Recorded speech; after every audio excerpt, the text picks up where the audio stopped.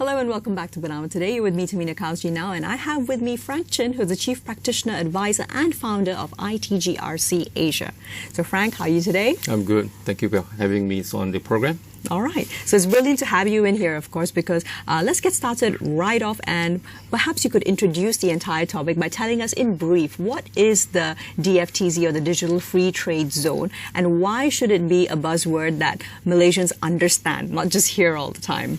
I think the important thing is DFTZ is presenting a very good opportunity as part of a government initiative to allow the business to come on board and to perform or to leverage the digital platforms to do business, to establish the international footprint. Right. So I think the topic on cybersecurity here comes in significantly important because this has been a buzzword all along, cybersecurity. That's right. And what does it really mean for the business today?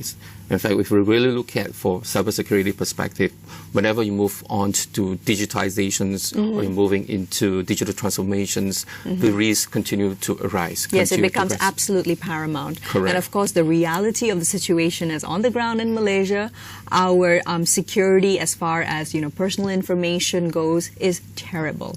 The one thing that you're constantly hearing about, reading about, and even experiencing within, your immediate circle is people falling victim to scams. And a lot of this, of course, is due to leaks in the digital world of personal information. Absolutely. Yep. So when it comes down to it, tell us about why it is that you decided to come up with and develop iTGRC Asia. What does iTGRC stand for first? Thanks for asking that. iTGRC basically stands for Information Technology, Governance, Risk and Compliance. Okay, all right. So it's not just an acronym, but it's also the entire phraseology of what needs to be focused upon right here. Absolutely. Basically, if you look at cybersecurity, cybersecurity is just part of the equations. All right. So why is it so significant that why am I coming out to do iTGRC as an organization over here? It's really to help businesses and organizations to really look at holistically the big pictures of the business and the ecosystem that operates. So we're not just looking from a security perspective, but we're looking at the governance as well as the risk management capabilities.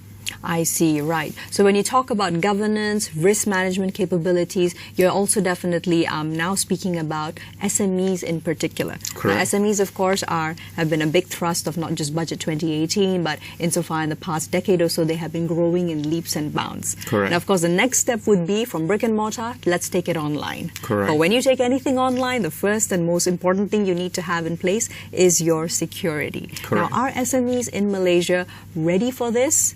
And if they're not ready, why are they not ready? I would say this is a mixed answer. Okay, all right. All right, it's a mixed answer.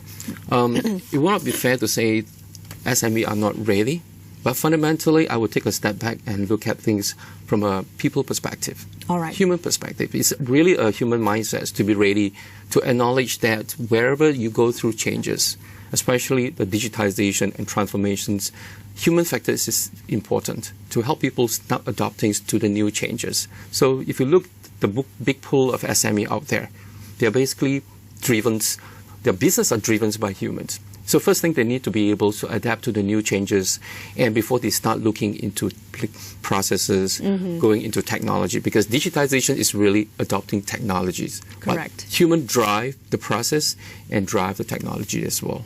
Now, when you look at SMEs within Malaysia in particular, Frank, what are some of the key cybersecurity challenges that you foresee or that you can already discern on the ground?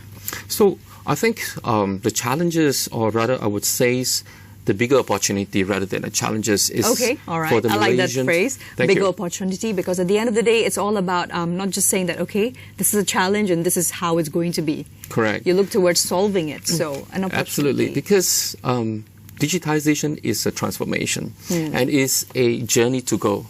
All right. So we don't just look at it that we finish the whole security programs or implement the security measure, we are done with it, because it is a journey to go forward.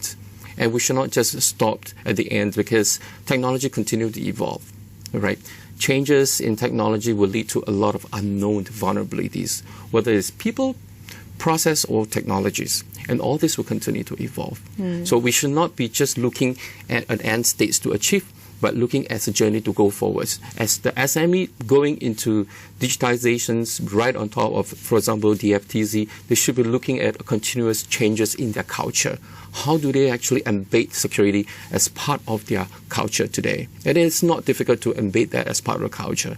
iTGRC is actually the whole 9 years of methodology and practices that we will bring and handhold business to go in and learn about how to build security, risk management, and governance in their organizations. And that's actually for long-term benefits, for economic growth, for them to achieve a global footprint. Now, when we speak about SMEs now, there's another thing that we should definitely focus upon, which is how do you create the security culture amongst a relatively new segment of the SMEs, which is the ones who are perhaps they have been born online and they are existing only on the online sphere. But at the same time, this is what I have at least personally noticed. You've got a lot of these SMEs that exist online, but at the same time, they only afford features such as cash on delivery for their services and their products. So that is being online, but at the same time, not trusting the online transaction model. So how do you convince these, which are actually a majority of the micro SMEs, to actually get on board and to understand that, staving it off does not mean that you're going to be safe. Correct. Because eventually you will have to come on board. Correct, exactly. I think with generation to generations, people who are already online, they believe they are there. All right. I think there is a lot of due diligence to be done.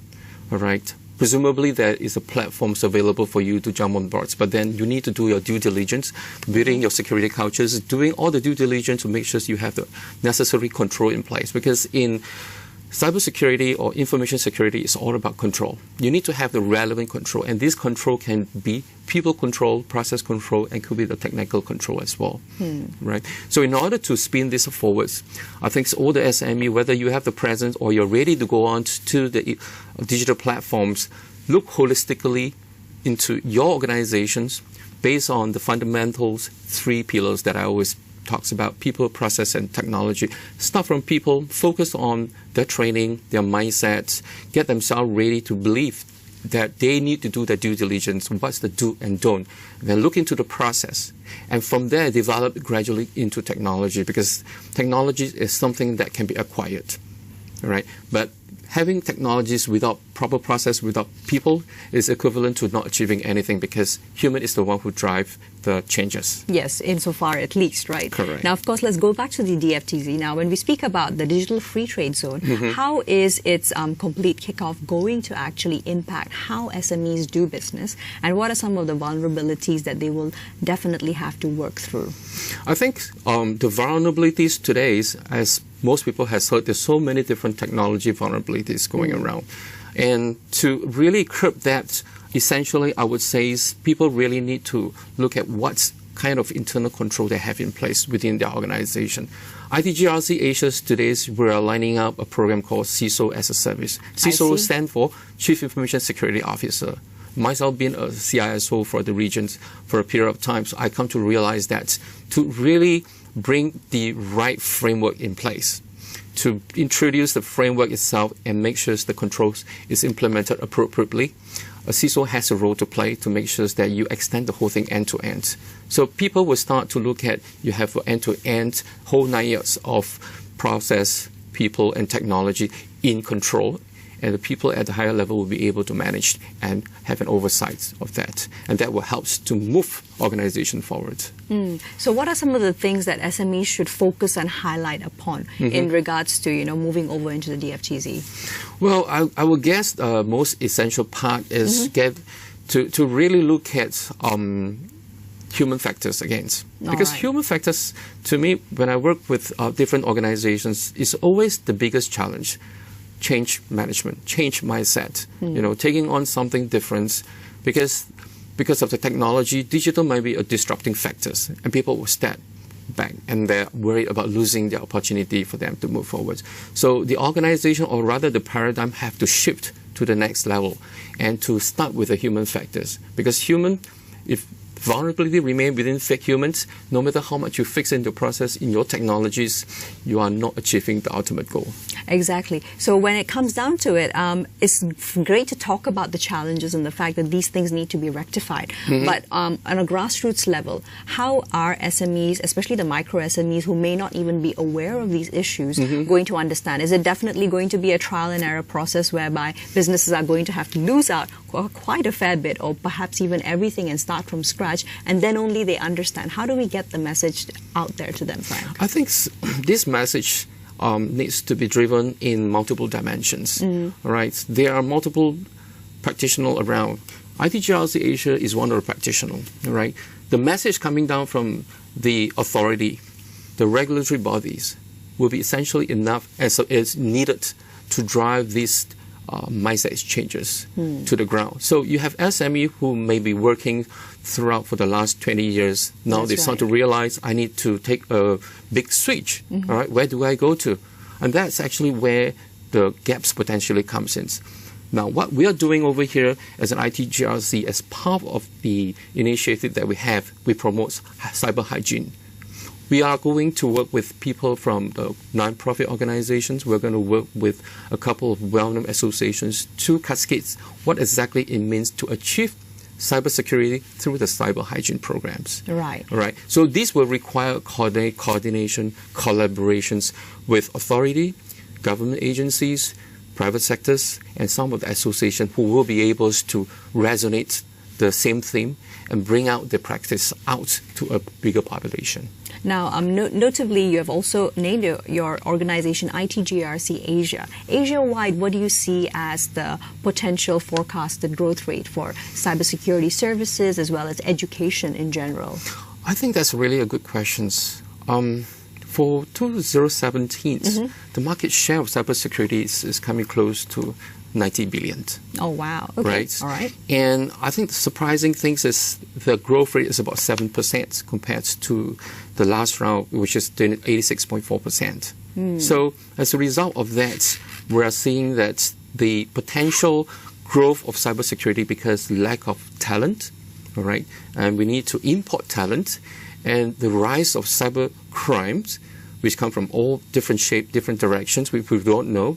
And then we're also looking at how the government is driving digitization. If you really look at this as a very simple math, all right, and you apply that to the supply chain of cybersecurity and the demand for cybersecurity, you can notice that potentially in Asia, we're going up to roughly about 33 billion for Asia Pacific, and it's running at an annual growth rate of approximately 9%. And 9% is a significant figure. That's right. So, of course, at the end of the day, it's all about the human capital, because that actually is what will influence directly all the other factors which lead to a healthy, hygienic, as you call it, cybersecurity environment. Absolutely. All right. So thank you so much for your time today, Frank. It's been a pleasure. And we hope that everybody out there has also learned that little bit more about how digital and cybersecurity impacts SMEs, especially after the implementation of the Digital Free Trade Zone. Thanks for joining us here on BERNAMA today. I'm Tamina Kazji, signing off with Frank Chin. Stay tuned for the news right after. Thank you very much.